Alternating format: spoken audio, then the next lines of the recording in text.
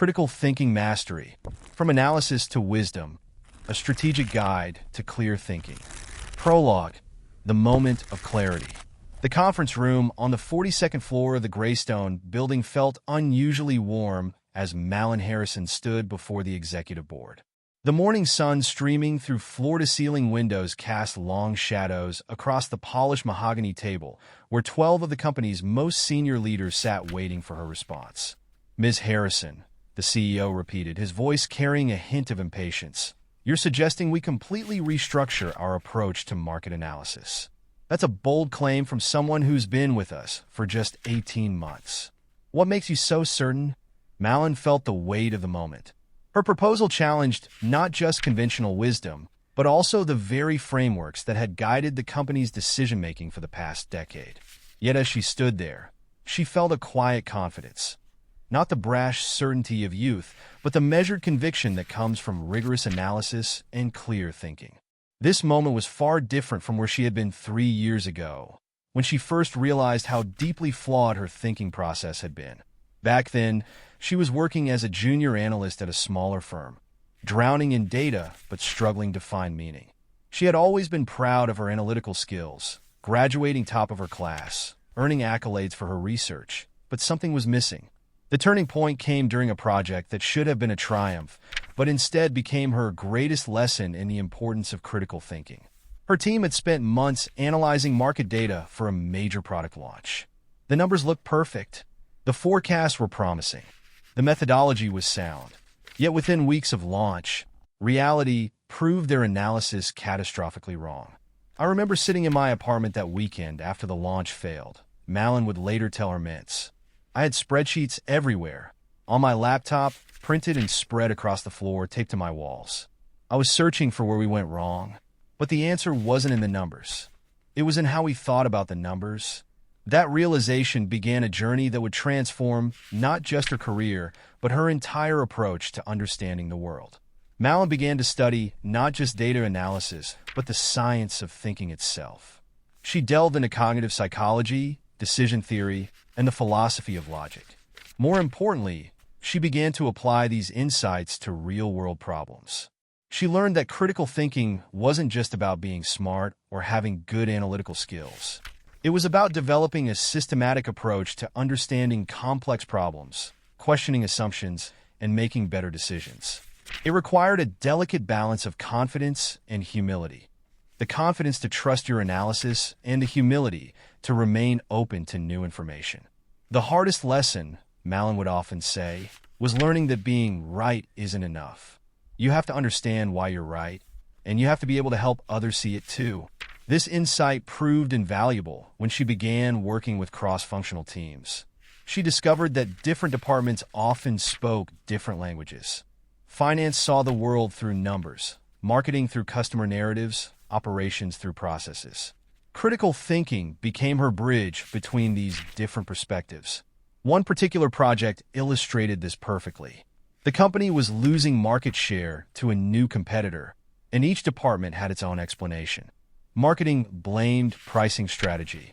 Sales pointed to product features. Operations cited distribution issues. Each view was partially correct, but incomplete. Malin approached the problem differently. Instead of accepting any single perspective, she developed a framework to evaluate each viewpoint systematically. She looked not just at what people were saying, but why they believed what they believed. She examined the evidence supporting each position and, more importantly, identified the assumptions underlying each argument. The result was a breakthrough that none of them could have reached alone. The real issue wasn't any single factor, but the interaction between multiple factors. A systems problem that became visible only when viewed through the lens of critical thinking. This success taught Malin another crucial lesson. Critical thinking isn't just about individual analysis. It's about creating frameworks that help teams think better together. It's about building bridges between different ways of thinking and finding common ground in data and logic. Now, standing before the board, Malin drew on all these lessons. She began not with her conclusions, but with her thinking process. She walked them through not just what she had found, but how she had found it. She acknowledged the validity of traditional approaches while carefully illustrating their limitations. The question isn't whether our traditional methods were wrong, she explained. They served us well in a different market environment. The question is whether they're still the best tools for today's challenges. As she spoke, she could see the shift in the room. The skeptical glances began to turn thoughtful. The defensive postures relaxed. They weren't just hearing her conclusions. They were following her thinking process, seeing how she had arrived at her recommendations. This was the true power of critical thinking, not just reaching better conclusions, but helping others understand how you reach them. It was about creating clarity not just for yourself, but for others. The journey to this moment had taught Malin that critical thinking was both simpler and more complex than most people imagine. Simpler because its basic principles are accessible to anyone willing to learn them. More complex because applying these principles in the real world requires practice, patience, and the courage to question established ways of thinking. As we begin this exploration of critical thinking together, remember that this is not just about learning techniques or frameworks. It's about developing a new way of seeing the world, one that combines rigorous analysis with practical application, that balances confidence with curiosity, and that helps us navigate an increasingly complex world with clarity and purpose. In the chapters that follow, we'll explore specific tools and techniques for developing your critical thinking skills. We'll examine common obstacles and how to overcome them. We'll look at real-world applications across different contexts. But throughout our journey, we'll keep returning to the fundamental principle that Malin discovered. Critical thinking is not just about being right. It's about thinking clearly and helping others do the same. Are you ready to begin? Let's start our journey into the art and science of critical thinking. A journey that will transform not just how you think, but how you understand and interact with the world around you. Chapter 1. The Critical Mind Awakens. The morning rain tapped against the windows of Malin Harrison's corner office as she stared at the email on her screen. The quarterly market analysis report, her first major project as lead analyst, was finished, polished, and ready to send. Yet something held her back from clicking the send button. 3 years had passed since the Maxwell project failure that had changed her entire approach to analysis and thinking. Now, as she sat in her new role at Greystone Analytics, those memories came flooding back with stark clarity. Back then, she had been so certain. The Maxwell project had been her first major analysis as a junior analyst at her previous firm. The data had been comprehensive, the methodology sound, and her conclusions backed by weeks of rigorous number crunching. She had proudly presented a 100-page report predicting the success of a new financial product, complete with charts, graphs, and statistical analyses that all pointed to the same conclusion. Launch the product. The numbers don't lie, she had confidently told the investment committee. 3 months later, the product failed spectacularly, costing the firm millions and teaching Malin her first real lesson about the difference between analysis and critical thinking. She remembered sitting in her apartment that weekend after the launch failed, surrounded by printouts of her analysis, trying to understand where she had gone wrong. The numbers were correct. The calculations were perfect. The statistical methods were textbook. Yet reality had proved her conclusions completely wrong. It wasn't until weeks later, during a chance conversation with Dr. James Chun, a visiting professor of decision science, that she began to understand the fundamental flaw in her approach. "Tell me," Dr. Chun had asked over coffee, "did you ever question why you were looking at those particular numbers?" The question stopped her short. "What do you mean?" "Those were the standard metrics everyone uses for this type of analysis." Dr. Chun smiled. "And therein lies the first blind spot. You analyze the data perfectly, but did you think critically about what data you should be analyzing?"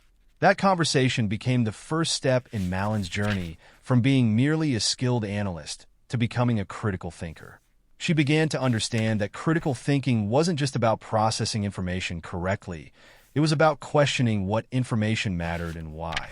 She learned that her failure with the Maxwell project wasn't in her analysis of the data, but in her failure to question her assumptions about what data mattered. She had followed industry standard metrics without questioning whether those metrics were still relevant in a rapidly changing market. Critical thinking, Dr. Chun had explained, begins before the analysis. It starts with questioning your assumptions, understanding context, and recognizing your own biases. Now, looking at her current report, Malin recognized the same patterns that had led to her previous failure. She had done excellent analysis, but had she thought critically about her assumptions? Had she questioned the context of her data? Had she considered perspectives beyond the traditional metrics? She opened a new document and began writing. Questions to consider. What assumptions am I making about market stability? How might recent technological changes affect these traditional metrics? What perspectives am I missing by focusing solely on quantitative data? As she worked through these questions, she remembered another lesson from her post-Maxwell education in critical thinking. She had learned that critical thinking wasn't just about being more skeptical, it was about being more comprehensive in your understanding. She pulled up the customer feedback surveys that she had initially dismissed as too subjective for her quantitative analysis. Reading through them now, she saw patterns she had missed, insights that didn't show up in the numbers but might be crucial to understanding market trends. The rain had stopped. An afternoon sun was streaming through her office windows when Malin finally finished revising her report. The new version was different. It didn't just present analysis. It told a story. It explained not just what the numbers showed, but why those numbers mattered and, more importantly, what numbers might not be showing. She included a section on assumptions and limitations, something she would never have done in her pre-Maxwell days. Back then, she would have seen such admissions as weaknesses. Now she understood that acknowledging the limitations of your analysis was a strength, not a weakness. As she prepared to send the revised report, Malin reflected on how her understanding of critical thinking had evolved. She had learned that true critical thinking was not just about being right. It was about understanding why you might be wrong. She remembered a conversation with her mentor, Sarah Williams, who had helped her understand this concept. Critical thinking, Sarah had said, is like having a conversation with yourself. You need to be both the advocate and the skeptic, the optimist and the pessimist. You need to be able to look at your own thoughts from multiple angles. This approach had transformed not just how Malin analyzed data, but how she approached every aspect of her work in life. She had learned to question not just others' assumptions, but her own. She had developed the habit of looking for what wasn't obvious, of seeking out perspectives different from her own. The practical implications of this transformation were significant. Her analyses became more nuanced, her recommendations more robust. She found herself better able to anticipate problems and identify opportunities that others missed. But perhaps the most significant change was in how she communicated her findings. Instead of simply presenting conclusions backed by data, she learned to guide others through her thinking process. She helped them understand not just what she thought, but how she thought. This skill proved invaluable when, a month after sending her revised report, she found herself presenting its findings to the executive board. Unlike her Maxwell Project presentation years ago, she didn't just show them conclusions, she showed them her thinking process. Here's what the traditional metrics tell us, she explained, but here's what we might be missing if we only look at these numbers. Here are the assumptions we're making, and here's how our conclusions might change if these assumptions prove incorrect. The response was dramatically different from what she had experienced in her early career. Instead of simple acceptance or rejection of her conclusions, she found herself engaged in thoughtful discussions about methodology, assumptions, and implications. Later that evening, as she packed up her office for the day, Malin received an email from the CEO. Your presentation today demonstrated exactly the kind of thinking we need more of in this organization. Would you be interested in developing a critical thinking training program for our analyst team? As she considered the offer, Malin reflected on her journey from the Maxwell Project failure to where she was now. She had learned that critical thinking was not just a skill to be mastered, but a practice to be developed and shared. The fundamentals she had learned, questioning assumptions, considering multiple perspectives, understanding context, recognizing biases, were just the beginning. The real power of critical thinking came from applying these principles consistently and helping others do the same. She opened her laptop and began drafting a response to the CEO. As she wrote, she thought about all the analysts like her former self, skilled at processing information, but perhaps not yet adept at thinking critically about that information. Her journey from analyst to critical thinker had taught her that while anyone could learn to analyze data, developing true critical thinking skills required something more. It required the courage to question assumptions, the humility to acknowledge limitations, and the persistence to dig deeper than surface-level analysis. As she finished her email accepting the CEO's offer, Malin smiled, remembering Dr. Chen's words from years ago. Critical thinking isn't just about finding the right answers. It's about learning to ask the right questions. She had learned those lessons the hard way, through failure and recovery, through study and practice. Now she had the opportunity to help others develop these crucial skills, to help them understand the difference between analysis and critical thinking, between processing information and understanding it. The journey that had begun with the Maxwell Project failure had led her to a new understanding of what it meant to think critically. It wasn't just about being smart or analytical. It was about being thoughtful, thorough, and always willing to learn. As she gathered her things to leave for the day, Malin reflected on how far she had come from that junior analyst who thought perfect calculations were enough. She had learned that critical thinking was not just a skill to be acquired, but a mindset to be developed, not just a way of analyzing, but a way of seeing the world. The critical mind, once awakened, never truly sleeps. It continues to question, to learn, to grow, and in doing so, it opens up new possibilities for understanding and action that mere analysis alone could never reveal.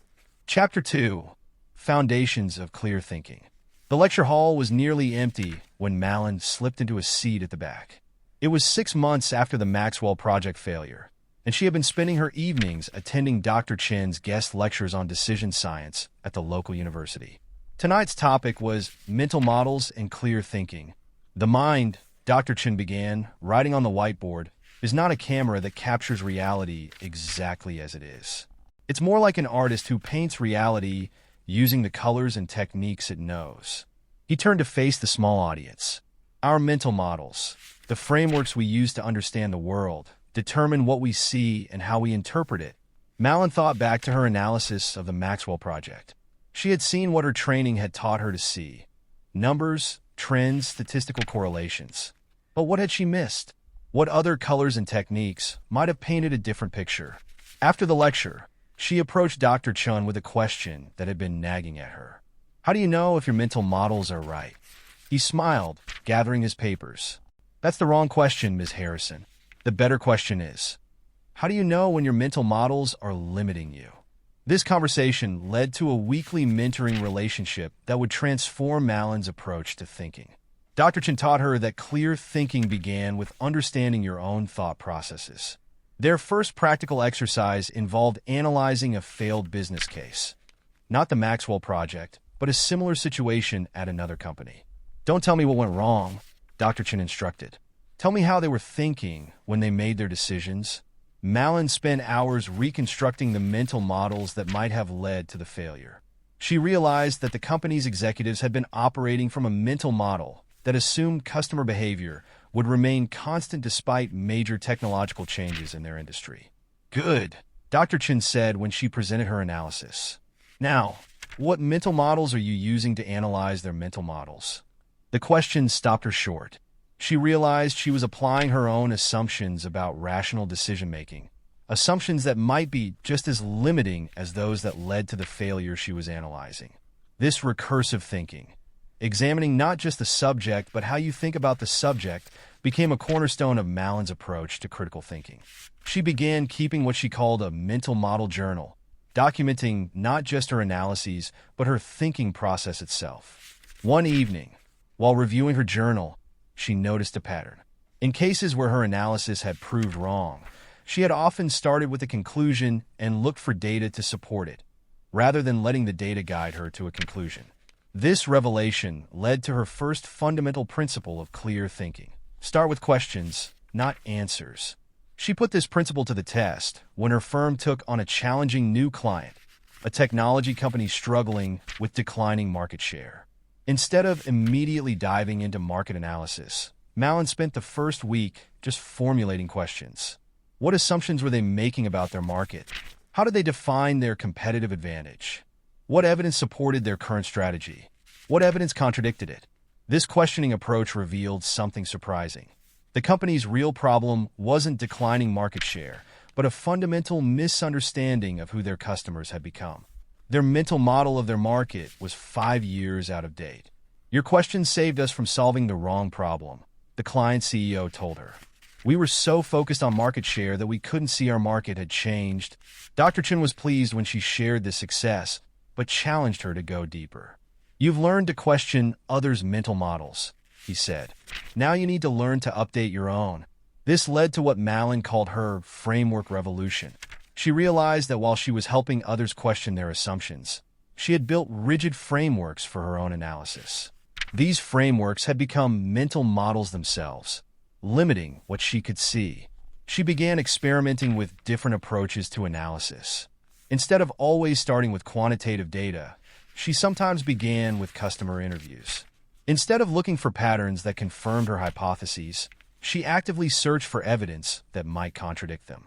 The breakthrough came during a project analyzing consumer behavior for a retail client.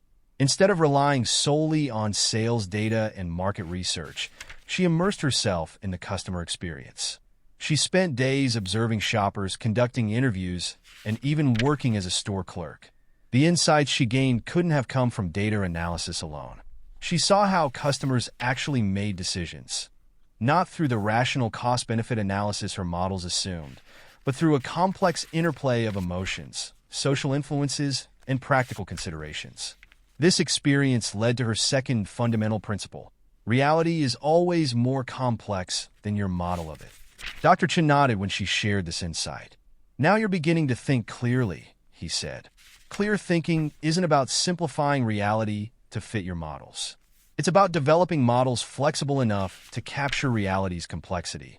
Malin began developing what she called adaptive frameworks, analytical approaches that could evolve as new information emerged.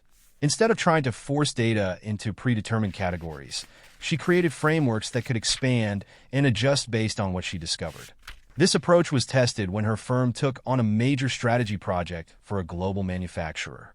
The initial data suggested a straightforward problem with supply chain efficiency.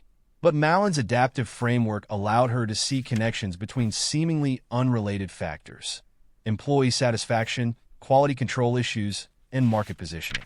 The supply chain isn't the problem, she told the surprised executives. It's a symptom. Your company has evolved, but your organizational structure hasn't kept up. She then walked them through her analysis, showing how their current structure was creating inefficiencies throughout the organization. The executives were skeptical at first, but as Malin showed them how she had reached her conclusions, the questions she had asked, the connections she had discovered, the assumptions she had tested, they began to see what she saw. This experience taught her another crucial lesson about clear thinking. It wasn't enough to think clearly yourself. You had to help others think clearly too. This became her third fundamental principle. Clear thinking creates clarity for others. As her reputation grew, Malin found herself increasingly asked to share her approach with others. She developed a workshop called Foundations of Clear Thinking for her firm's junior analysts. But rather than giving them rigid frameworks to follow, she taught them how to develop their own mental models and how to question them. The foundations of clear thinking aren't techniques or frameworks, she would tell her students. They're habits of mind, curiosity, humility, and the willingness to question your own assumptions. One evening, after a particularly engaging workshop session, Dr. Chen visited her office. You've come a long way from asking whether your mental models are right, he observed. Malin smiled, remembering that first conversation after his lecture. I've learned that clear thinking isn't about having the right mental models, she replied. It's about knowing how to use them, when to question them, and when to change them. And what's your mental model of clear thinking now? He asked. She thought for a moment, then drew a diagram on her whiteboard. Not a rigid framework, but a flowing pattern of interconnected elements. Questioning, observing, analyzing, adapting. Clear thinking, she explained, is a continuous process of building models to understand reality, testing those models against experience, and being willing to revise them when they fall short. Dr. Chen nodded approvingly. You've laid your foundations well, he said. But remember, even foundations need to be examined and renewed from time to time. As she packed up her office that evening, Malin reflected on how far she had come from the analyst who believed that clear thinking meant having the right answers. She had learned that it meant asking the right questions, being open to new perspectives, and always being ready to learn. The foundation she had built weren't rigid structures, but flexible supports that allowed her thinking to grow and adapt. They were the beginning of her journey into critical thinking, not its destination. Chapter 3: The Art of Questioning. Why is this working? The question caught everyone in the strategy meeting off guard. They had gathered to discuss problems, not successes, and Malin's question about a consistently performing division seemed out of place. The room fell silent as the division heads exchanged glances. Finally, the VP of Operations spoke up. Does it matter?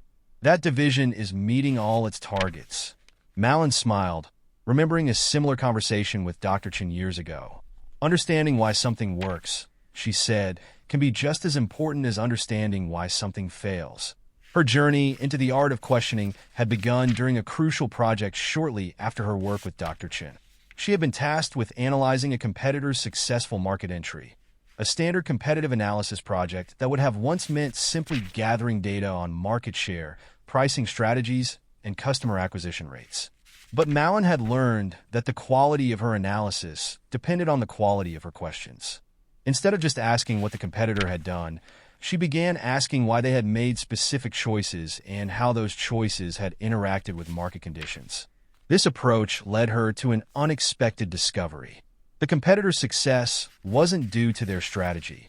It was due to a series of fortunate market conditions that their strategy had accidentally aligned with. This insight helped her company avoid copying a strategy that wouldn't work in different conditions. Questions, Dr. Chen had told her, are like flashlights in a dark room. The better your questions, the more you can see. Now, 3 years later, Malin was known for her questioning technique. She had developed what she called question cascades, series of interconnected questions that would reveal not just surface information, but deeper patterns and relationships. In the strategy meeting, she pulled out a blank sheet of paper and began writing. If this division is successful, what specific factors contribute to that success? Are these factors sustainable? Could these factors be replicated in other divisions? What might change that would affect these factors? The VP of Operations leaned forward, interested despite his initial skepticism. I see where you're going with this. We need to understand our successes to protect and replicate them. But Malin wasn't finished. She had learned that the first layer of questions often only revealed the obvious. It was the follow-up questions that led to deeper insights. What assumptions are we making about why this division is successful? What data do we have to support these assumptions? What data might we be missing? She remembered the lesson that had taught her this approach. It was during a project analyzing customer satisfaction scores. The initial questions had shown high satisfaction rates, but something hadn't felt right. She had started asking different questions. What aren't customers telling us? Who isn't responding to our surveys? What questions aren't we asking? These questions led to a crucial discovery. Their satisfaction scores were high because they were only hearing from a small segment of their customers.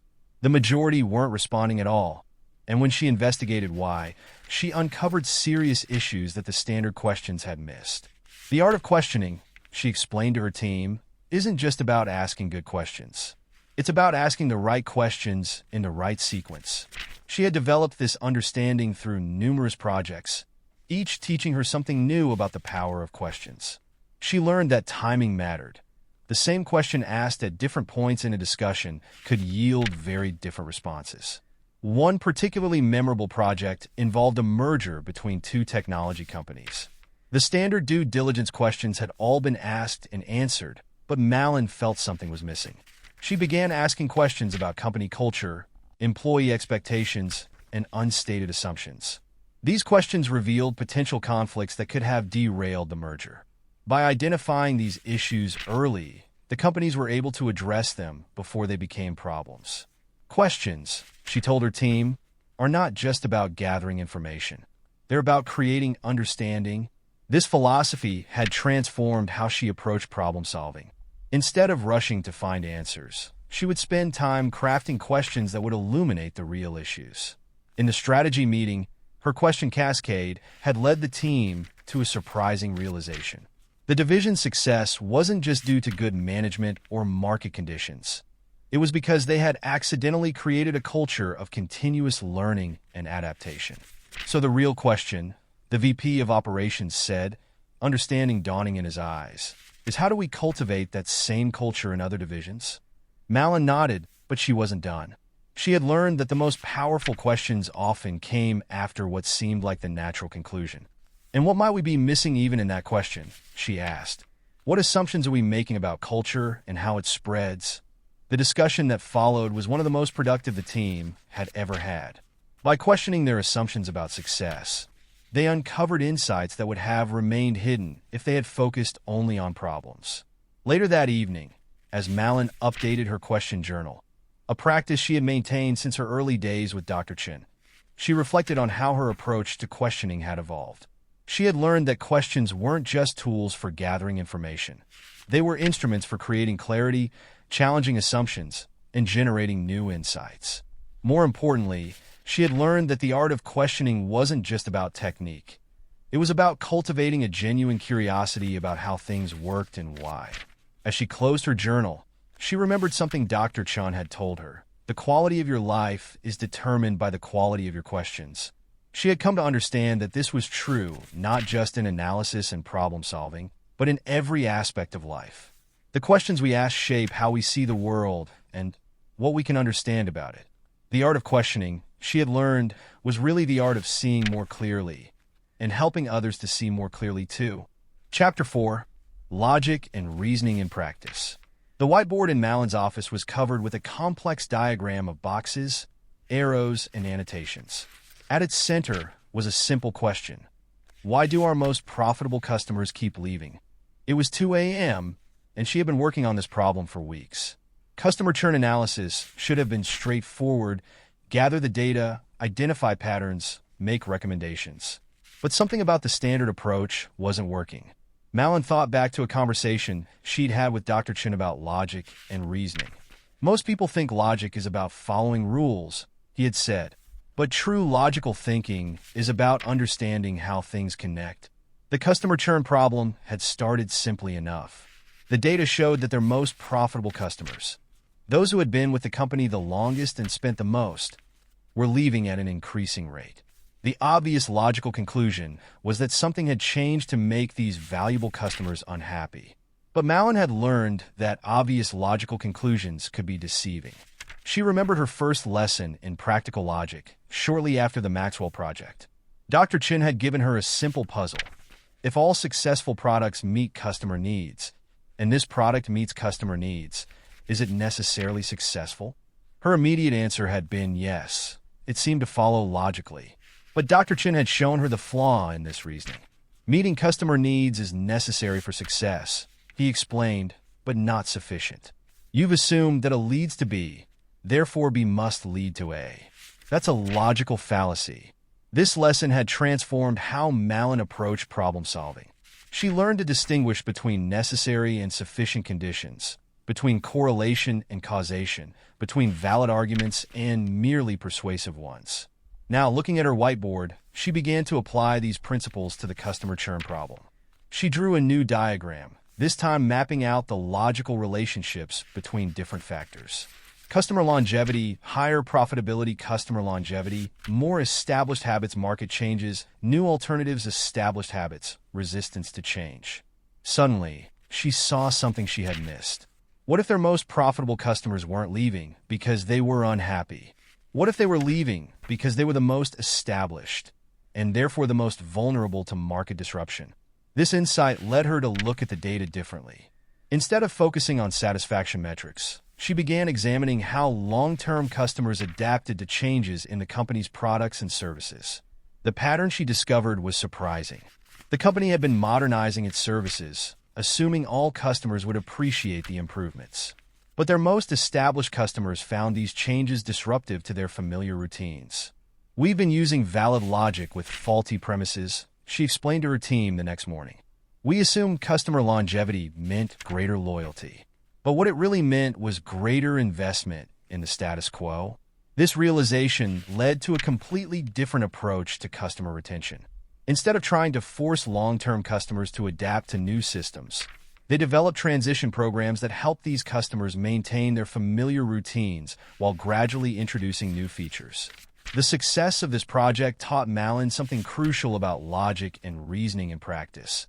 Logical thinking wasn't just about reaching correct conclusions. It was about understanding how different factors influenced each other. She began developing what she called logic maps for complex problems. These weren't just flowcharts of cause and effect.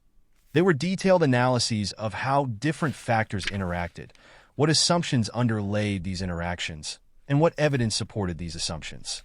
One particularly challenging project involved analyzing the failure of a new product launch. The initial logical analysis seemed straightforward. The product was well designed, met a market need, and was competitively priced. Therefore, the marketing strategy must have been flawed. But Malin's logic mapping revealed a more complex reality. The product, marketing, and market need all existed, but not in the same context. The product was well designed for one type of user, the marketing was excellent for attracting a different type, and the market need existed in yet a third segment. Logic isn't just about whether a leads to B, she explained to her team. It's about understanding the context in which A and B exist. This understanding led to one of her most important principles. Logical reasoning must account for context. She put this principle to the test when her firm took on a major strategy project for a retail chain. The client had used impeccable logic to conclude that they needed to close their underperforming stores. The numbers supported this conclusion, the reasoning was sound, and the logic was clear. But Malin's contextual analysis revealed something different. These underperforming stores were actually serving as important brand anchors in key markets. Their direct profits were low, but they were driving significant online sales in their regions. The logic was perfect, she told the client, but the context was incomplete. You were measuring store performance in isolation when you needed to measure it as part of a larger system. This project taught her another crucial lesson about practical logic, the importance of system boundaries. How you define the system you're analyzing can dramatically affect your conclusions. She began incorporating this insight into her logic maps, explicitly marking system boundaries and noting what factors were being included or excluded from the analysis. One evening, as she was explaining these concepts to a group of junior analysts, one of them asked, "But how do you know where to draw the boundaries?" Malin smiled, remembering asking Dr. Chun a similar question years ago. "You start with the smallest boundary that could explain the phenomenon," she explained. "Then you expand it until your logical conclusions remain stable even as you add more context." This approach had served her well in countless projects, but she had also learned its limitations. Logic and reasoning were powerful tools, but they needed to be combined with other forms of thinking: intuition, creativity, emotional intelligence. The goal, she often told her team, isn't to be perfectly logical. It's to use logic as one of many tools for understanding reality. As she looked at her whiteboard late that night, she realized how far she had come from her early days of rigid logical analysis. She had learned that practical logic wasn't about following formal rules. It was about understanding how things connected, how context shaped meaning, and how conclusions depended on how you defined your system. Most importantly, she had learned that logical thinking wasn't an end in itself. It was a means to better understanding and more effective action. Chapter 5: Evidence and Analysis. The conference room was silent except for the gentle hum of the air conditioning as Malin spread dozens of documents across the large table. Market research reports, customer surveys, sales data, competitor analyses, social media metrics. Each piece of evidence telling its own story, but somehow the complete picture remained elusive. The project seemed simple at first: determine why a successful product sales had suddenly plateaued. Yet as Malin stared at the array of evidence before her, she was reminded of a crucial lesson she'd learned years ago. Evidence is like pieces of a puzzle, Dr. Chan had told her.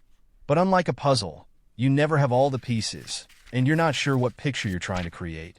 This insight had come during a particularly challenging project early in her career. She had been tasked with evaluating a potential market expansion, and she had gathered what seemed like overwhelming evidence supporting the move. Sales projections, market analysis, competitor data, everything pointed to success. But Dr. Chun had asked her a question that changed her approach to evidence forever. What evidence would prove you wrong? She had struggled to answer. All her evidence supported her conclusion. but she realized she had unconsciously been selecting evidence that confirmed her initial hypothesis. This was her first introduction to confirmation bias, and it transformed how she approached evidence gathering. Now, looking at the documents spread before her, she began sorting them into categories. Evidence supporting current theories. Evidence contradicting current theories. Evidence that didn't fit either category.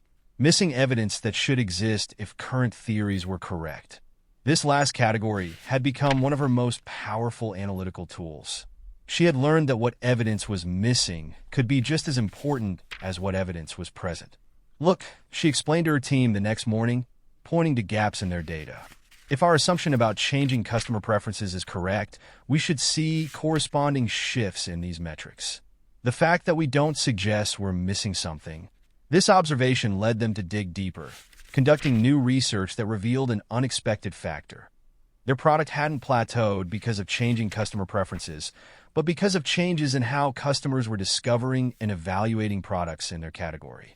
The success of this project reinforced another lesson Malin had learned about evidence: the importance of distinguishing between different types of evidence and understanding their relative strengths and limitations.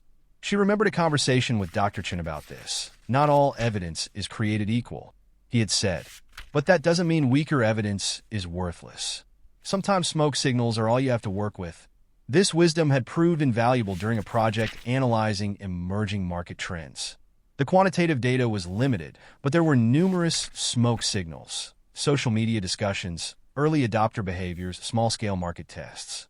While none of these pieces of evidence was conclusive on its own, together they painted a compelling picture of where the market was heading. Malin had developed what she called evidence triangulation, using multiple types of evidence to verify and challenge conclusions. When analyzing a problem, she would deliberately seek out different forms of evidence. One afternoon, while explaining this approach to a junior analyst, she used the metaphor of a criminal investigation. A detective doesn't just look at fingerprints, she explained. They consider witness statements, security footage, circumstantial evidence. Each type of evidence has its strengths and limitations. The truth emerges from how different pieces of evidence support or contradict each other. This approach was tested during a major strategic review for a retail client. The quantitative data showed strong performance, but Malin's evidence triangulation revealed concerning patterns in customer feedback, employee satisfaction, and operational metrics. The numbers look good, she told the client's board, but they're lagging indicators. The qualitative evidence suggests we're seeing early warning signs of future problems. The board was skeptical. Numbers were their comfort zone. But Malin had learned how to present different types of evidence effectively. She showed how customer complaints, while still small in number, followed patterns that historically preceded market share decline. She demonstrated how employee satisfaction metrics, when properly analyzed, predicted operational issues months before they appeared in financial data. Evidence isn't just about proving what is, she explained. It's about understanding what might be. This project taught her another crucial lesson about evidence: the importance of temporal context. Different types of evidence operated on different timescales. Financial data might tell you where you are, customer sentiment might tell you where you're heading, and employee satisfaction might tell you what problems are brewing. Late one evening, as she was updating her evidence analysis framework, she received an unexpected visit from Dr. Chen. He looked at her complex system for categorizing and evaluating evidence and smiled. "You've come a long way from simply gathering data," he observed. "But tell me, what's the most important lesson you've learned about evidence?" Malin thought for a moment. "That evidence doesn't speak for itself," she replied. "It's not just about collecting evidence. It's about understanding what questions to ask of it, what context shapes it, and what stories it might be telling us." Dr. Chin nodded approvingly. "And what's the story your evidence is telling you now?" This question led Malin to review her evidence with fresh eyes. She began to see patterns she had missed, not in individual pieces of evidence, but in how different types of evidence related to each other. The product sales plateau wasn't just about numbers or customer preferences or market dynamics. It was about how all these factors interacted over time. The evidence wasn't just telling a story about what had happened. It was revealing the underlying dynamics that would shape what might happen next. As she packed up her documents that evening, Malin reflected on how her approach to evidence had evolved. She had learned that evidence analysis wasn't just about gathering data or proving hypotheses. It was about understanding complex relationships, recognizing patterns, and using different types of evidence to illuminate different aspects of reality. Most importantly, she had learned that evidence was never complete and rarely conclusive. The art was in knowing how to work with partial information, how to recognize what evidence was telling you, and how to remain open to new evidence that might change your understanding. Chapter 6. Decision-Making Under Uncertainty. The gentle glow of Malin's desk lamp cast long shadows across her office. It was past midnight, and she faced what might be the most challenging decision of her career. The board had given her 48 hours to recommend whether the company should acquire a promising but unproven startup. The stakes were enormous. The acquisition could position them as market leaders in an emerging technology sector, or it could waste millions on unproven technology. The problem wasn't a lack of information. Malin had mountains of data. The challenge was that none of it provided certainty. She thought back to a conversation with Dr. Chun about decision-making under uncertainty. It had been shortly after a project where she had delayed making a crucial recommendation because she felt she needed more data. The perfect decision doesn't exist, he had told her. There's only the best decision you can make with the information you have at the time. This lesson had come to life during a project she led 2 years ago. Her team was advising a client on whether to enter a new market. The data was contradictory, market signals were mixed, and expert opinions varied widely. Her initial instinct had been to gather more information. But as she dug deeper, she realized something crucial. The uncertainty wasn't due to a lack of information. It was inherent in the situation. The market was evolving so rapidly that today's data might be irrelevant tomorrow. This realization led her to develop what she called uncertainty mapping. Instead of trying to eliminate uncertainty, she began mapping different types of uncertainty. Known unknowns, factors they knew they didn't know. Unknown unknowns, factors they might not even be aware of. Variable uncertainty, factors that could change over time. Systemic uncertainty, uncertainties inherent in the system. The goal isn't to eliminate uncertainty, she explained to her team. It's to understand it and work with it. This approach transformed how she made decisions under uncertainty. Instead of seeking perfect information, she focused on understanding the nature of the uncertainties she faced and developing strategies to manage them. One particularly successful application of this approach came during a market entry decision. Rather than trying to predict exactly how the market would develop, she created scenarios based on different types of uncertainty. This led to a staged entry strategy that could adapt as uncertainties resolve themselves. But the current acquisition decision was testing the limits of her approach. The startup had revolutionary technology, but it was so new that traditional evaluation methods weren't applicable. There were no comparable companies, no established market metrics, and no historical data to analyze. Malin pulled out a blank sheet of paper and began mapping the uncertainties she faced. As she worked, she remembered another lesson from Dr. Chun. In complex decisions, the key is often not in what you know, but in how you think about what you don't know. She began categorizing the uncertainties. Technical. Would the technology work at scale? Market. Would customers adopt it? Competitive. How would competitors respond? Integration. Could they successfully merge the cultures? But rather than seeing these uncertainties as obstacles, she began viewing them as parameters to work with. She developed what she called decision boundaries, conditions under which different decisions would make sense. We can't know everything, she told her team the next morning, but we can understand what we would need to know to be confident in different decisions. This approach led to an unexpected insight. While they couldn't eliminate uncertainty about the technology's success, they could structure the acquisition deal to mitigate different types of risk. They could stage payments based on technical milestones, include provisions for market performance, and create integration frameworks that preserve the startup's innovative culture. As she refined this approach, Malin remembered another crucial lesson about decision-making under uncertainty. During a particularly challenging project, Dr. Chen had asked her, "What's the cost of being wrong?" This question had transformed her approach to risk assessment. She learned that not all uncertainties were equally important. Some risks could be mitigated, others could be accepted, and some required fundamental rethinking of the decision structure. In the current acquisition decision, she applied this thinking systematically. Instead of trying to predict success or failure, she analyzed the consequences and recoverability of different types of failure.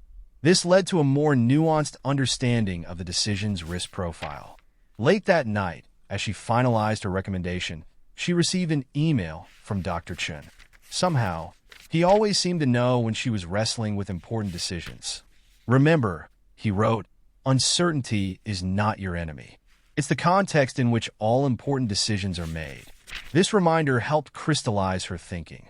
She realized that her role wasn't to eliminate uncertainty, but to help the board understand and navigate it. Her recommendation wouldn't be a simple yes or no, but a framework for thinking about the decision in the context of its uncertainties. The next morning, she presented her analysis to the board. Instead of trying to prove the acquisition would succeed, she showed how different types of uncertainty could be managed, measured, and mitigated. We can't know for certain if this will work, she concluded, but we can structure the decision in a way that gives us the best chance of success while protecting against different types of failure. The board's response surprised her. Rather than being frustrated by the lack of certainty, they appreciated the clarity of her uncertainty analysis. They understood the risks better and could make a more informed decision about whether those risks aligned with their strategic objectives. As she left the boardroom, Malin reflected on how her approach to uncertainty had evolved.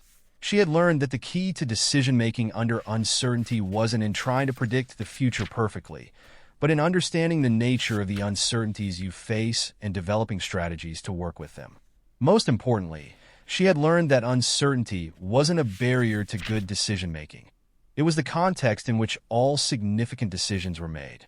The art was in learning to navigate it wisely. Chapter 7. Systems Thinking. The moment Malin entered the CEO's office, she knew this wasn't a routine meeting. The walls were covered with sticky notes, string connecting various points in a complex web that seemed to defy logic. Sarah Chun, the CEO, looked up from her desk with evident frustration. Everything we try makes something else worse, Sarah said, gesturing at the wall. Fix customer service, quality suffers. Improve quality, costs explode. Reduce costs, morale drops. It's like playing whack-a-mole with our entire organization. This scenario brought Malin back to a pivotal conversation with Dr. Chen years ago. She had been complaining about a similar situation, solving one problem only to see another emerge elsewhere. You're looking at the parts, he had told her, drawing a series of interconnected circles. But you need to see the whole. That conversation had introduced her to systems thinking, and it had revolutionized her approach to problem solving. Now, looking at Sarah's wall of interconnected problems, she recognized a familiar pattern. What if these aren't separate problems? Malin asked, walking to the wall. What if they're all symptoms of how our system is structured? She remembered her first real application of systems thinking. It had been a project analyzing customer complaints. The traditional approach had been to address each type of complaint separately. Billing issues to finance, delivery problems to operations, product issues to manufacturing. But when she mapped the system as a whole, she saw how these separate problems were actually interconnected. Pressure to reduce costs led to rush deliveries, which caused customer complaints, which increased service costs, which led to more cost-cutting pressure. It was a self-reinforcing cycle. We need to map this as a system, Malin told Sarah, pulling out a fresh sheet of paper. Not just how things connect, but how they influence each other over time.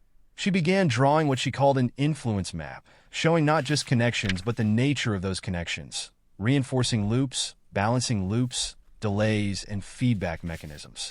It was a technique she had developed after realizing that simple cause and effect thinking wasn't enough for complex organizational problems.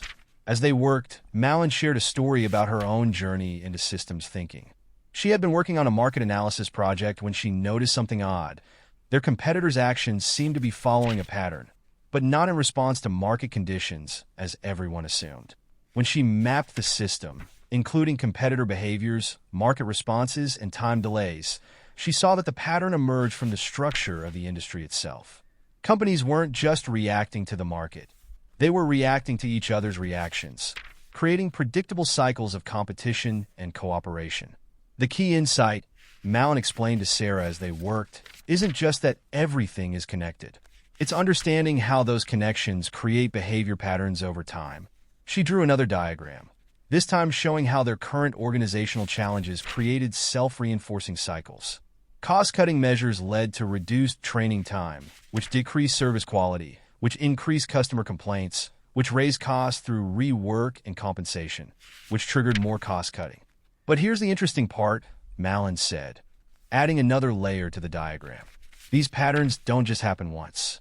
They create feedback loops that strengthen or weaken over time. She remembered when this concept had first clicked for her. It was during a project analyzing employee turnover. The traditional view had been simple. People left for better pay. But when she mapped the system, she saw how turnover created increasing pressure on remaining employees, which led to more turnover, creating a downward spiral. Look here, she pointed to a section of their diagram. When we push for faster delivery times, it doesn't just affect quality once. It creates a pattern that degrades our capabilities over time. Sarah leaned in, seeing her company's challenges in a new light. So fixing individual problems isn't enough? Exactly, Malin replied. We need to understand and change the system structure. She shared another lesson from her experience, the importance of time delays in systems. During a supply chain optimization project, she had discovered that many problems came not from the connections themselves, but from the delays between action and response. When we make changes, she explained, drawing timeline arrows on their diagram, the effects often don't show up immediately. This delay makes it hard to connect cause and effect, so we keep making the same mistakes. This understanding had transformed how she approached problem solving. Instead of looking for quick fixes, she began focusing on system structures that generated problems in the first place. One of her most successful projects involved restructuring a company's product development process. Instead of trying to speed up each department individually, she redesigned how departments interacted, creating feedback loops that improved collaboration and reduced rework. The interesting thing about systems, she told Sarah, is that small changes in structure can have large effects on behavior. She illustrated this with another story from her experience. A retail client had been struggling with inventory management. The obvious solution was better forecasting. But when Malin mapped the system, she saw that the problem wasn't forecasting accuracy. It was how information flowed between stores, warehouses, and suppliers. By making a small change to how information was shared, they created a self-correcting system that managed inventory more effectively than the most sophisticated forecasting models. As their diagram grew more complex, Sarah began to see patterns she hadn't noticed before. These problems we've been fighting, she said, they're not random, are they? They're emerging from how we've structured our organization. Exactly, Malin replied. And once you see that, you can start looking for leverage points, places where small changes can have big effects. She remembered learning about leverage points from Dr. Chen.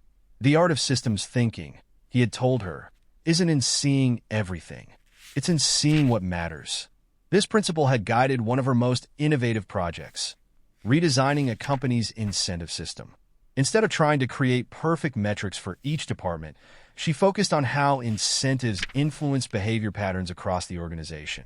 By the end of their session, Sarah's wall of problems had been transformed into a clear systems map. It didn't make the problems simpler, but it made them more understandable and more solvable. The goal isn't to eliminate complexity, Malin explained as they reviewed their work. It's to work with it intelligently. Looking at their completed systems map, Malin reflected on how far she'd come from her early days of linear, cause and effect thinking. She had learned that real understanding comes not from breaking things apart, but from seeing how they work together. Most importantly, she had learned that systems thinking wasn't just an analytical tool. It was a way of seeing the world that revealed new possibilities for change and improvement. As she packed up her materials that evening, she remembered something Dr. Chun had told her years ago. In a world of increasing complexity, the ability to think in systems isn't just helpful, it's essential. Looking back at Sarah's transformed office wall, she knew he had been right. Chapter 8. Critical Thinking in Teams. I've never seen a room so quiet after a presentation, remarked Thomas, one of Malin's senior analysts, as they left the client meeting. The project team had just delivered their findings on a major organizational restructuring. and the silence that followed had been deafening. "Sometimes," Malin replied, smiling slightly, "silence means people are actually thinking." She remembered a time when such silence would have terrified her. Early in her career, she had equated successful team presentations with immediate positive feedback. But her understanding of how teams think together had evolved significantly since then. The journey had begun with a spectacular failure. Shortly after her work with Dr. Chun on systems thinking, she had led a project team tasked with developing a new market strategy. She had assembled some of the smartest analysts in the firm, expecting their combined intelligence to produce brilliant results. Instead, they had produced what Dr. Chun later called collective blindness. Having smart individuals doesn't guarantee smart team thinking, he had told her during their post-mortem discussion. Team critical thinking is its own skill. That lesson had launched her into studying how groups think together, or fail to. She discovered that teams often fell into predictable traps, groupthink, confirmation bias at a collective level, and what she came to call analytical echo chambers. "Our first team wasn't failing because people weren't smart enough," she explained to Thomas as they walked back to their office. "We were failing because we were all thinking the same way." This realization had led to one of her most important innovations in team building. Instead of just looking for the best analysts, she began deliberately building teams with different thinking styles. She wanted people who would see problems differently, who would challenge each other's assumptions.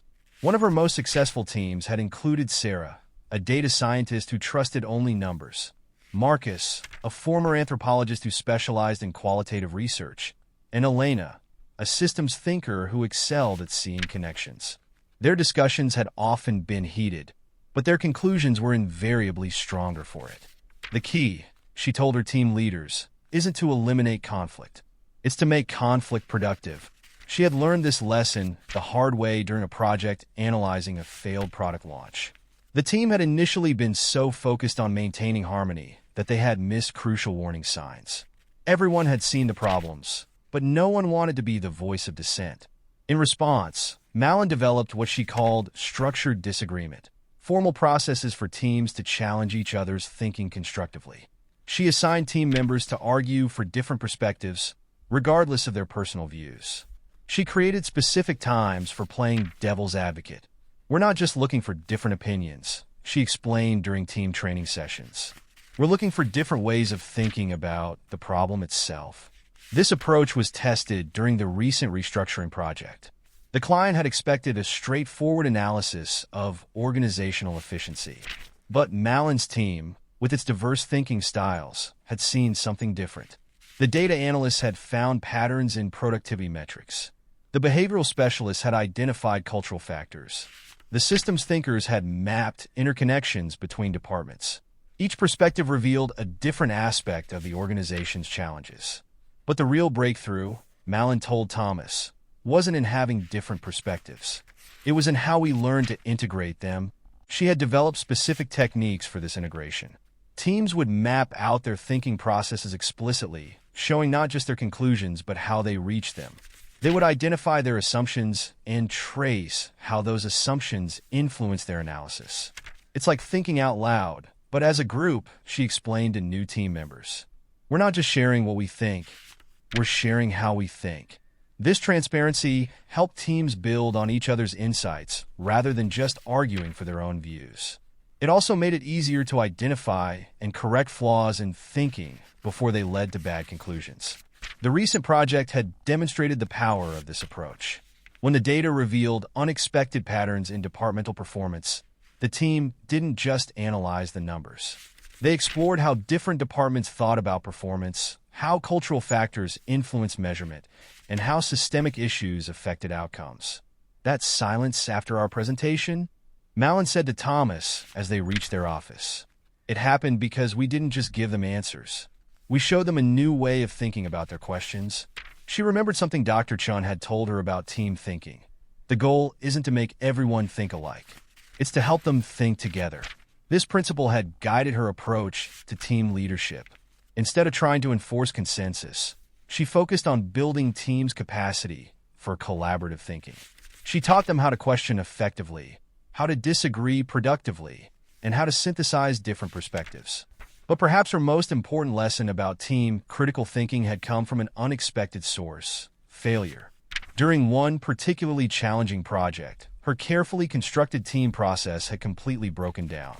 In analyzing what went wrong, she realized that effective team thinking required more than just good processes. It required psychological safety, the confidence that team members could share incomplete thoughts, admit uncertainties, and challenge prevailing views without fear of repercussion. Critical thinking in teams, she later wrote in her project guidelines, is as much about creating the right environment as it is about applying the right techniques.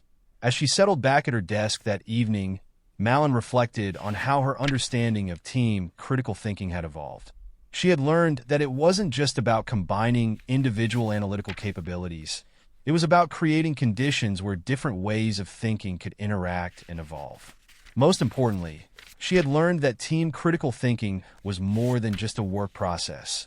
It was a way of creating shared understanding that could transform how organizations approach problems and opportunities. The silence after their presentation hadn't just been about respect for their conclusions. It had been about recognition of a different way of thinking together, one that promised new possibilities for addressing complex challenges. Chapter 9: Emotional Intelligence in Critical Thinking. The meeting was falling apart. Malin could feel it in the tension around the conference table, see it in the crossed arms and tight expressions of the executives. Her team's analysis was flawless, their logic impeccable, but something wasn't working. The numbers clearly show. One of her analysts began, but Malin held up her hand, remembering a crucial lesson from years ago. She had been presenting similar findings to a different client when Dr. Chun, sitting in as an observer, had passed her a note. "You're winning the argument, but losing the room." That moment had sparked her exploration of how emotions influence thinking, both others and her own. She had always prided herself on being logical, seeing emotions as something to be controlled or ignored in analytical work. But Dr. Chun had shown her a different perspective. Emotions aren't the opposite of logic, he had explained later. They're part of how we process information and make decisions. Ignoring them doesn't make you more logical. It makes you blind to important data. Now, looking at the executives' faces, Malin recognized the signs she had learned to read. Fear masked as skepticism, uncertainty presenting as hostility, pride preventing acceptance of new ideas. "Let's take a step back," she said, closing her laptop. "What concerns you most about these findings?"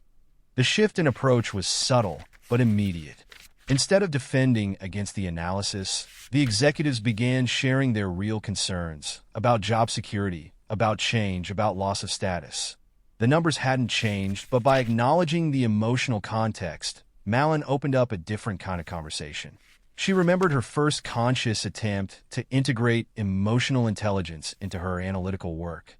It had been a project analyzing high employee turnover.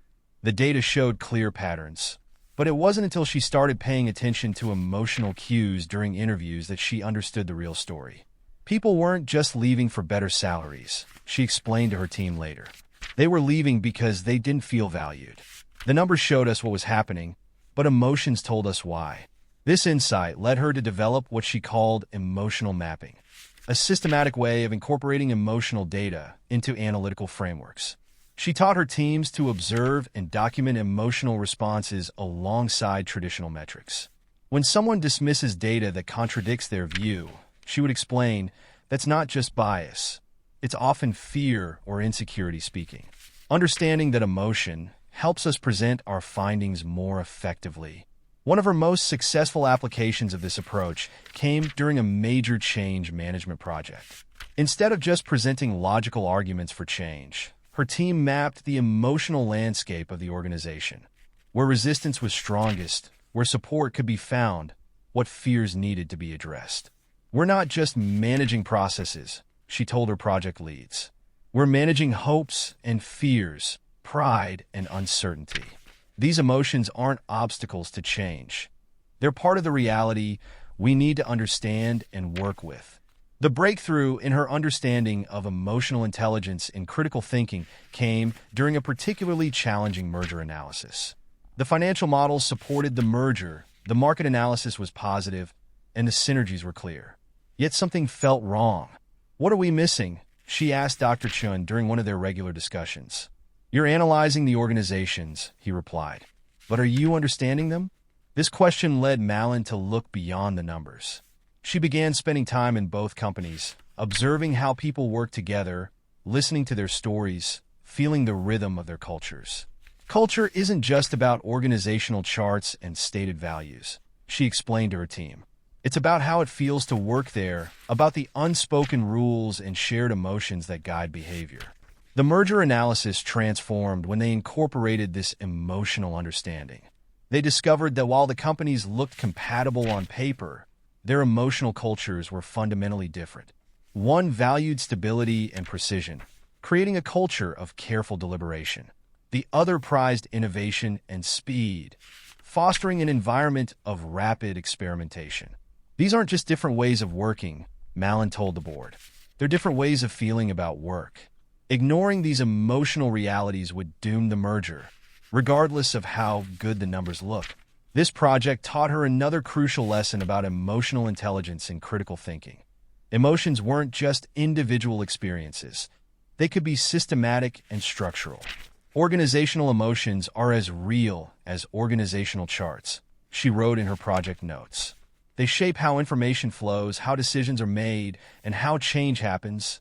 She began incorporating emotional intelligence into every aspect of her analytical work.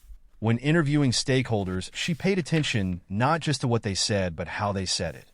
When analyzing data, she looked for emotional patterns alongside numerical ones. When presenting findings, she considered not just logical arguments, but emotional journeys. One particularly successful application of this approach came during a crisis management project. A client company was facing a serious product failure, and the initial response had been purely technical.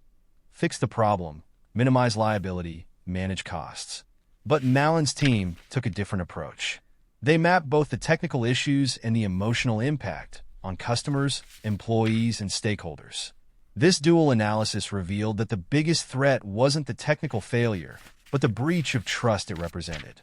The problem isn't just that the product failed, she explained to the executive team. It's that people feel betrayed. We need to address both the technical and emotional aspects of this crisis. This insight led to a fundamentally different response strategy. Instead of just fixing the problem, the company focused on rebuilding trust. They were transparent about the failure, acknowledged the emotional impact, and involved customers in developing solutions. The results weren't just better customer retention, Malin later told her team. We saw improved employee morale, stronger stakeholder relationships, and ultimately, better financial outcomes. As she wrapped up the current meeting with the executives, Malin reflected on how far she'd come from her early days of pure logical analysis. She had learned that emotional intelligence wasn't separate from critical thinking. It was an essential part of it. Understanding emotions doesn't make you less analytical, she often told her teams. It makes you more complete in your analysis. The executives were now engaged in a different kind of discussion, still focused on the data and analysis, but also acknowledging the emotional realities of their situation. The tension had transformed into energy, resistance into exploration. That evening, as she updated her project notes, Malin received an email from Dr. Chen. How did the meeting go? He asked. We didn't just present analysis, she replied. We created understanding. This, she had learned, was the true power of integrating emotional intelligence with critical thinking. It wasn't about choosing between logic and emotion, but about using both to create deeper, more complete understanding. As she closed her laptop, she remembered something Dr. Chen had told her years ago. The best thinking engages both the head and the heart. She had come to understand that this wasn't just wisdom. It was a practical truth that made her work more effective and her insights more valuable. Chapter 10: Communication and Persuasion. The auditorium was packed, but you could hear a pin drop. Malin stood at the podium, scanning the faces of 300 senior executives attending the company's annual strategy summit. What she was about to present would challenge everything they believed about their industry. She thought back to her early presentations, when she believed that good analysis would speak for itself. How wrong she had been. The truth doesn't set itself free. Dr. Chen had told her after watching one of her early presentations crash and burn. It needs a skilled liberator. That conversation had begun her journey into understanding the art of communicating critical thinking. She had learned that it wasn't enough to be right. You had to help others see why you were right. Now, facing the assembled executives, she began not with data or conclusions, but with a story. 10 years ago, a taxi driver in New York told me something that changed how I think about our industry. She started. The room leaned in slightly, not the opening they had expected from the head of strategic analysis. She had learned this technique during a challenging project early in her career. Her team had produced brilliant analysis showing why a popular product line needed to be discontinued. The data was clear, the logic impeccable. But every presentation met with resistance until she changed her approach. Instead of starting with conclusions, she began with the story of how they discovered the problem. She took stakeholders on the same journey of discovery her team had experienced. When they reached the conclusions together, resistance transformed into understanding. People don't just want to know what you think, Dr. Chin had explained. They want to understand how you think. This insight had transformed Malin's approach to communication. She developed what she called thought bridges, ways of connecting others' current understanding to new insights. Instead of presenting analysis as a finished product, she showed how the thinking evolved. When we began this research, she continued in the auditorium, we expected to find what everyone else was seeing. But as we dug deeper, we noticed something unusual. She paused, letting the anticipation build. Another technique she had learned: emotional engagement enhances intellectual understanding. Her mastery of communication hadn't come easily. She remembered the project that had taught her one of her most valuable lessons about persuasion. She had been presenting findings that challenged a senior executive's pet project. Her analysis was solid, but her direct approach had created immediate resistance. Dr. Chin had pulled her aside after that disastrous presentation. You treated his resistance as a logical problem, he said, but it was an identity problem. His sense of self was tied to that project. This insight led her to develop what she called identity-aware communication, an approach that considered not just what people think, but who they believe themselves to be. The challenge isn't just to prove we're right, she later taught her team. It's to help people see how new ideas fit with their existing identity and values. In the auditorium, she was putting these principles into practice. As she revealed each new insight, she connected it to the executive's experience and expertise, showing how their industry wisdom had helped uncover these new patterns. Your deep understanding of this market led us to look more closely at these anomalies, she explained, giving ownership of the discovery process to her audience. She had learned that people are more likely to accept challenging ideas when they feel part of the journey. One of her most successful applications of this approach had come during a contentious reorganization project. Instead of presenting the reorganization as a correction of past mistakes, she framed it as an evolution of past successes. We're not throwing away what made us great, she had told the affected departments. We're building on those strengths to meet new challenges. This approach had transformed resistance into engagement. Malin had also learned the importance of timing in communication. She remembered a project where they had discovered serious problems with a new product launch. Instead of immediately presenting their findings, she spent time understanding the stakeholders' readiness for difficult information. The same message delivered at different times can have drastically different effects, she explained to her analysts. Part of our job is to understand when people are ready to hear what we need to tell them. In the auditorium, she could see her audience was ready for the crucial insight.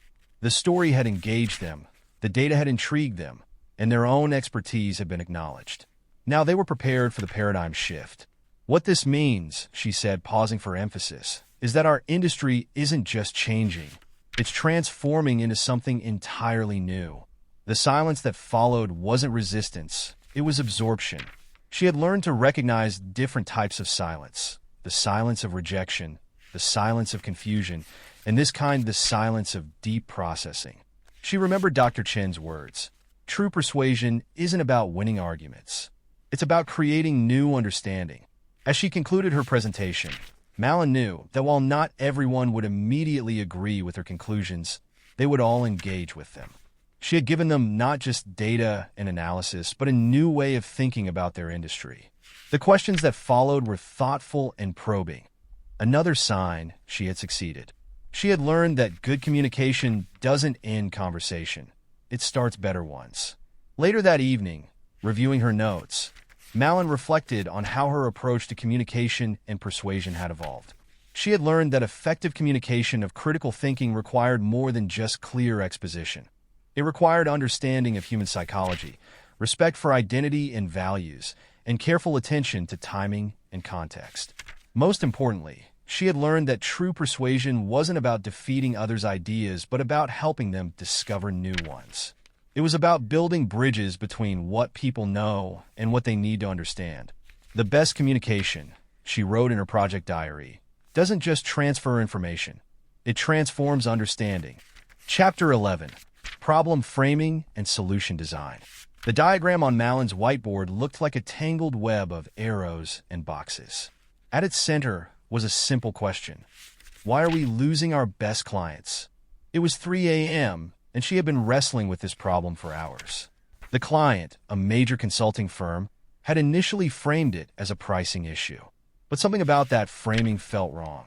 She remembered Dr. Chin's most important lesson about problem framing. The way you define a problem determines what solutions you can see. This insight had come from a painful experience early in her career. She had spent months solving what seemed to be a supply chain efficiency problem, only to discover she had been solving the wrong problem entirely. The real issue wasn't efficiency, it was flexibility. We didn't just get the wrong answer, she had told her team afterward. We were asking the wrong question. Now, staring at her whiteboard, she began to deconstruct the current problem. Instead of accepting the client's framing, she started mapping different ways to understand the situation. What if it wasn't about pricing? What if client retention was a symptom rather than the problem? She had developed a systematic approach to problem framing that she called perspective mapping. For any given situation, she would explore how different stakeholders understood the problem. How did clients frame it? How did frontline staff see it? What did management think? What did the data suggest? This approach had led to one of her most significant breakthroughs. During a project analyzing declining retail sales, she discovered that different departments were solving different problems. Marketing was solving a visibility problem. Operations was solving an efficiency problem. Sales was solving a competition problem. No wonder we're not making progress, she had told the executive team. We're not even solving the same problem. This insight led her to develop a technique she called problem synthesis, a way of integrating different perspectives into a more complete understanding of the challenge. As she worked through the night, she began to see patterns in the client retention data that suggested a different frame entirely. The issue wasn't that they were losing clients to competitors offering better prices. They were losing clients because their service model hadn't evolved with their clients' needs. We're solving yesterday's problems, she wrote on the whiteboard, while our clients are facing tomorrow's challenges. This reframing changed everything. Instead of focusing on pricing strategies, they began exploring how to evolve their service model. The solution emerged not from answering the original question, but from asking a better one. Dr. Chin had taught her that good problem framing was iterative. The first way you see a problem is rarely the best way. He would say, keep turning it until you find the angle that reveals new possibilities. She remembered applying this principle during a particularly challenging project involving employee engagement. The initial framing had focused on motivation and incentives. But as they explored different perspectives, a different picture emerged. The problem wasn't that employees lacked motivation. It was that organizational structures were preventing engaged employees from doing their best work. This reframing led to fundamentally different solutions. Solution design begins with problem design, she told her team. The art is in finding the frame that reveals the most promising path forward. As morning light began to filter through her office window, Malin looked at her completed problem frame with satisfaction. She had transformed a pricing problem into an innovation opportunity. The solution wasn't to compete on price. It was to reimagine how they delivered value to clients. Later that day, presenting her analysis to the client's board, she began not with solutions, but with frames. She showed them different ways to understand their situation, helping them see their challenges from new angles. The discussion that followed wasn't about pricing strategies. It was about organizational evolution and value creation. The board members weren't just seeing new solutions. They were seeing their entire situation differently. The most powerful reframing, she wrote in her project notes that evening, doesn't just solve problems. It transforms how we understand them. Chapter 12. Innovation and Critical Thinking. The Innovation Lab at Greystone Analytics wasn't what visitors expected.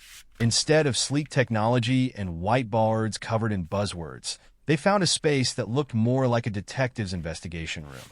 String connected various concepts on the walls, and questions were written in bold letters above clusters of data and observations.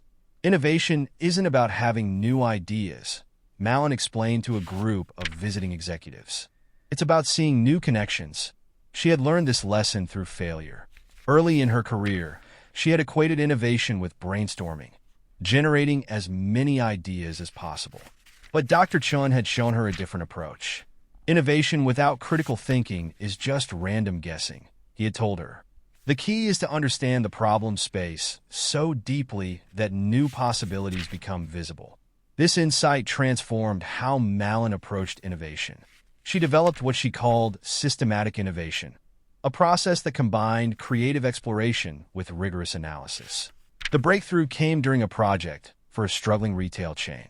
Instead of jumping to solutions, her team spent weeks understanding the changing retail landscape from multiple angles: customer behavior, technology trends, social patterns, economic factors. They mapped these elements on the lab's walls, connecting related observations with string. Patterns emerged that nobody had noticed before. The future of retail wasn't just about online versus offline. It was about how technology was changing the fundamental nature of shopping behavior. Look here, Malin pointed to a cluster of observations. Customers aren't choosing between channels. They're creating their own shopping journeys. The boundaries we've drawn between online and offline don't match how people actually shop. This insight led to a revolutionary approach to retail strategy. Instead of trying to compete with online retailers, the chain redesigned their stores to become part of customers' cross-channel shopping journeys. Innovation often comes from seeing what others see, but thinking what others don't, she told her team. That requires both creativity and critical analysis. She remembered a project that had tested this approach. A technology company was struggling to develop new products. Traditional market research wasn't helping.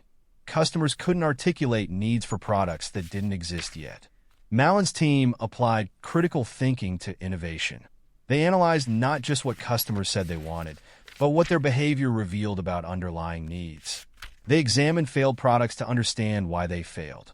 They studied successful innovations in other industries to identify patterns. The goal isn't to predict the future, she explained to her analysts. It's to understand the present deeply enough to see where change is possible. This approach led to breakthrough innovations that nobody had considered before, not because they were more creative, but because they understood the problem space more deeply. As Malin developed her innovation methodology, she identified key principles. Start with deep understanding. Look for connections others miss. Question assumptions systematically. Test ideas rigorously. Learn from failure systematically.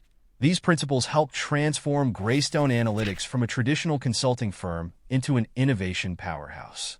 Their success rate with new initiatives was 3 times the industry average. Not because they took fewer risks, but because they took smarter ones. Innovation isn't magic, Malin wrote in her project guide. It's methodical exploration guided by critical thinking. Chapter 13, Ethics and Critical Thinking. The data was clear, but Malin's hand hesitated over the keyboard. Her analysis had uncovered a pattern that could save her client millions. But implementing it would likely lead to hundreds of job losses in vulnerable communities. The hardest decisions, Dr. Chen had told her, are not between right and wrong, but between right and right. This insight came during a pivotal moment in Malin's career when she discovered that a client's profitable practice was technically legal but ethically questionable. The traditional analytical frameworks didn't help with this type of decision. She developed what she called an ethical impact analysis, a systematic approach to understanding the moral dimensions of business decisions. It went beyond simple cost-benefit analysis to consider short and long-term consequences, impact on different stakeholder groups, underlying values and principles, alternative approaches, unintended consequences. The framework proved its worth during a project advising a pharmaceutical company. The company could legally increase profits by reducing research into rare diseases. The numbers supported this move, but Malin's ethical analysis revealed deeper implications. "We're not just analyzing business metrics," she told the board. "We're deciding what kind of company we want to be." Her approach to ethical decision-making evolved further when she encountered a case of data privacy. A client had legally collected customer data, but was considering using it in ways customers hadn't anticipated. Malin developed an ethical decision matrix that mapped different stakeholder perspectives against core principles. This revealed that while the proposed use was legal, it violated implicit trust, a realization that led to a more ethical data strategy. "Ethics isn't separate from business analysis," she explained to her team. "It's an essential part of understanding the full implications of our decisions." She remembered a particularly challenging project involving automation technology. The immediate benefits were clear, but her ethical analysis revealed complex social impacts that the standard metrics missed. This led her to develop ethical scenario planning, a methodology for exploring the long-term moral implications of strategic decisions. The approach helped organizations think through not just what they could do, but what they should do. The current project posed similar challenges. The cost-saving opportunity was significant, but the human impact would be severe. Malin applied her ethical framework. First, she mapped all stakeholder impacts, from shareholders to community members. Then she analyzed both immediate and long-term consequences. Finally, she explored alternative approaches that might achieve similar results with less harmful impacts. Her resulting recommendation surprised the client. Instead of immediate cost-cutting, she proposed a gradual transformation that included retraining programs and community investment. The financial returns were slower, but more sustainable, and the ethical implications were more balanced. "Sometimes the most profitable path isn't the most valuable one," she concluded in her presentation. "True value creation considers both financial and ethical returns." Dr. Chen had taught her that ethical thinking wasn't about finding perfect solutions, but about making thoughtful choices with full awareness of their implications. "The goal," he said, "is not to eliminate ethical challenges, but to face them with clarity and conscience." Malin's approach to ethical analysis transformed how her firm handled complex decisions. They became known not just for their analytical rigor, but for their ability to navigate moral complexity in business decisions. As she finalized her current recommendation, she reflected on how her understanding of ethics and critical thinking had evolved. It wasn't an obstacle to clear analysis. It was an essential component of truly comprehensive thinking. "The best decisions," she wrote in her project notes, "align analytical insight with ethical wisdom." Chapter 14, Personal Growth Through Critical Thinking. The reflection in her office window showed a different Malin than the one who had started this journey years ago. She was reviewing her old project journals, tracing her evolution from an analyst focused on pure data to a strategic thinker who understood the deeper patterns in both problems and people. "Critical thinking isn't just about how we analyze the world," Dr. Chan had told her. "It's about how we understand ourselves." This insight had come during a period of professional crisis. Despite her growing success, Malin had felt disconnected from her work. The numbers and analysis were perfect, but something was missing. She began applying her analytical skills to her own development, creating what she called a personal growth framework. It wasn't just about tracking achievements. It was about understanding her own patterns of thinking and behavior. Through systematic self-analysis, she discovered that her greatest breakthroughs came not from solving problems, but from reframing them. This led her to develop a practice of cognitive reframing, deliberately examining situations from multiple perspectives. "Growth happens," she noted in her journal, "when we challenge our own assumptions about who we are and what we're capable of." One pivotal project changed everything. She was leading a team transformation initiative when she realized that the same patterns limiting the team's effectiveness were present in her own thinking. By addressing her own cognitive biases, she became better at helping others overcome theirs. This realization led to her developing a more integrated approach to personal and professional development. She created learning loops, systematic ways of extracting insights from both successes and failures. Each project became an opportunity for growth. She analyzed not just the business outcomes, but how her thinking had evolved through the process. What assumptions had she challenged? What new perspectives had she gained? How had her approach to problems changed? The most important skill, she told her mentor, is learning how to learn from experience. This approach transformed how she led teams and advised clients. Instead of just providing solutions, she helped them develop their own critical thinking capabilities. Her success came not just from what she knew, but from how she helped others grow. Dr. Chin had taught her that personal growth through critical thinking required both rigor and openness, the discipline to analyze systematically, and the willingness to be changed by what you discover. Now, mentoring others, Malin emphasized both aspects. Critical thinking isn't just about being right, she would say. It's about becoming better. The transformation was evident in how she approached challenges. Where once she saw problems to be solved, she now saw opportunities for growth, both for herself and others. Her legacy at Greystone wasn't just in the problems she had solved, but in the people she had helped develop. She had created a culture where critical thinking was more than an analytical tool. It was a path to personal and professional growth. The true measure of critical thinking, she wrote in her final project reflection, isn't in the solutions we find, but in how we grow through the process of finding them. Chapter 15, Teaching Critical Thinking. Analysis can be taught, but critical thinking must be cultivated, Malin told the room of new analysts. She was launching Greystone's Critical Thinking Academy, the culmination of her journey from student to teacher. The idea had emerged from necessity. As her reputation grew, more people sought her guidance, but one-on-one mentoring couldn't scale. She needed a systematic way to develop critical thinking in others. Her first attempt at teaching had failed spectacularly. She had tried to transfer her analytical frameworks directly, treating critical thinking like a technical skill. The results were mechanical analyses that missed crucial insights. You can't just give people tools, Dr. Chin had told her. You have to help them develop new ways of seeing. This insight led Malin to develop her learning through discovery approach.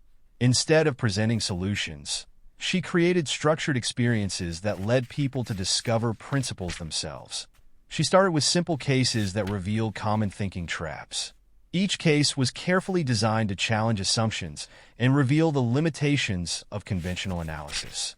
When participants hit roadblocks, she didn't provide answers. She asked questions that guided them toward new insights. The moment of discovery, she noted, is more powerful than any explanation. Her breakthrough came when working with a group of experienced managers. Instead of teaching analytical techniques, she helped them examine their own thinking processes. They analyzed past decisions, exploring not just what they had decided, but how they had reached those decisions. This evolved into her core teaching principle. Critical thinking is best learned through reflection on real experience. She developed exercises that combined analytical rigor with practical application. Participants worked on actual business problems, but with structured reflection at each step. They learned to question not just the data, but their own assumptions about what the data meant. The results were transformative. Her students didn't just become better analysts. They became more thoughtful leaders and decision-makers. They learned to navigate complexity with confidence, combining analytical rigor with practical wisdom. Teaching critical thinking, she wrote in her academy guidelines, is about helping people discover their own capacity for deeper understanding. As the academy grew, Malin continued refining her approach. She created learning environments that encouraged both rigorous analysis and creative thinking. Students learned to balance logic with intuition, certainty with curiosity. Her greatest satisfaction came from watching her students develop their own approaches to critical thinking. They weren't copying her methods. They were discovering their own ways of seeing and understanding. The true test of teaching, she told Dr. Chun, is when your students surpass you in ways you never imagined. The academy became more than a training program. It became a laboratory for developing new approaches to critical thinking. Each cohort brought new perspectives and challenges, enriching the collective understanding of how people learn to think critically. As she watched her latest class tackle a complex case study, Malin reflected on her journey from analyst to teacher. She had learned that teaching critical thinking was itself an exercise in critical thinking, a continuous process of observation, analysis, and adaptation. Our goal, she wrote in her final teaching notes, isn't to create copies of ourselves, but to help others discover their own paths to deeper understanding. Epilogue: the journey continues. 5 years after founding the Critical Thinking Academy, Malin sat in her old office at Greystone, surrounded by the journals that had documented her journey. Dr. Chin was retiring, and she had been asked to deliver the keynote at his farewell symposium. As she prepared her speech, she reflected on how critical thinking had evolved in an age of artificial intelligence and big data. The fundamentals remained unchanged, but the context had grown more complex. The greatest challenge of our time, she wrote, isn't access to information, but wisdom in using it. Her own practice had evolved. While the analytical framework she developed remained useful, she discovered that critical thinking was ultimately about wisdom, the ability to see patterns, understand context, and make thoughtful choices in an increasingly complex world.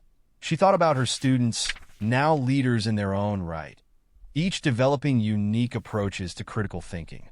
Some had taken her methods in directions she never imagined, while others had created entirely new frameworks for understanding complexity. The most satisfying development was seeing how critical thinking had spread beyond business analysis. Her students were applying these principles to environmental challenges, social issues, and personal growth.